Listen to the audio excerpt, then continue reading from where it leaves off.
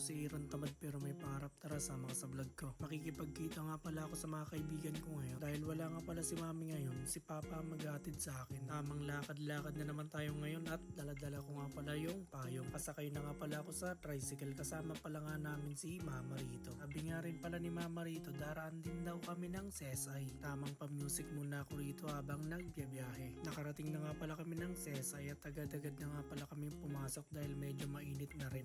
Life update nga pala tayo ngayon, medyo pagod na pero okay lang. Patuloy pa rin kami naglalakad at nakarating na nga pala kami ng counter. Doon na nga pala niya sasabihin kung ano ang bibiling niya. Habang nakatayo nga pala ako dyan, iniisip ko what if mag-apply kaya ako ng trabaho para lang magkaroon ng experience. Ba't mag-vlog pa rin ako kahit papano? Nakarating na nga pala ako ng school, hindi nga pala muna ako pupunta dyan dahil pupunta muna kami ng bayan. Next ko na nga rin pala yung school ko, small but terrible char. Pinabitbit nga pala sa akin tong water jug dahil sa sobrang init kaya pala sila nagdala. Munta na nga rin pala kami sa pinagbilan namin ng e-bike dahil wala na daw battery yung kanyang remote at nakarating na nga pala kami rito sa NWOW. Bago kayo magsabi na kung ano-ano, nag-driving test nga din pala ako at sinabi nila kung ano ang tama't mali na daanan ng motor at e-bike. Nagpagupit nga pala kami ni Papa at ayan, pinex ko pa kahit magulo ang aking buhok. Bago nga pala muna ako pumunta ng school, inayos-ayos ko nga pala yung aking buhok para hindi magulo. Tamang lakad-lakad na naman ako dyan at nakarating na nga pala ako ng paradahan. Parating na nga pala kami ng CB Mall at madadaanan kasi namin yung school kaya nagpahatid na rin ako papuntang school. Nakarating na nga pala kami ng school at dito na nga ako nagpababa sa may gilid. Saktong papasok na nga pala ako, sumalubong nga pala ang ating tropa na si Jim. Shoutout nga pala sa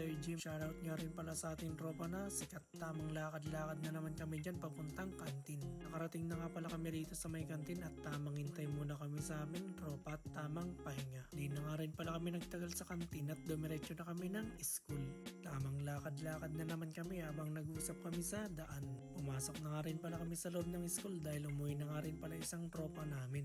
Shoutout naman sa ating tropa dyan na isang vlogger din na si Sikal. Shoutout nga rin pala kay Dulce. Di na nga rin pala kami nagtagal sa school at pumunta na kami ng People's Park. Tamang lakad-lakad na naman tayo dyan at tumitingin nga pala ako kung saan pwedeng mag-apply dito sa Organeta. Diretso na nga pala kami ng Magic Mall at tumingin na nga rin pala ako ng pwedeng pag-applyan dito sa Magic Mall. Ali part-time lang pala ang gusto ko dahil meron din pala akong pasok at gusto ko rin magkaroon ng experience. Life update nga pala ulit tayo, okay pa naman kahit papano pa naman. Nakarating na nga pala kami rito sa People's Park at tamang lakad-lakad na naman kami dyan kahit madilim na ang panahon. Kaya nga pala kami napunta rito ulit sa People's Park kasi medyo matagal na nga rin pala kami hindi nagpunta rito sa People's Park. Kaya napaisip din kami na pumunta kami rito sa People's Park kahit sandali. Dito ko na nga rin pala tinatapos yung aking vlog. Thank you for watching!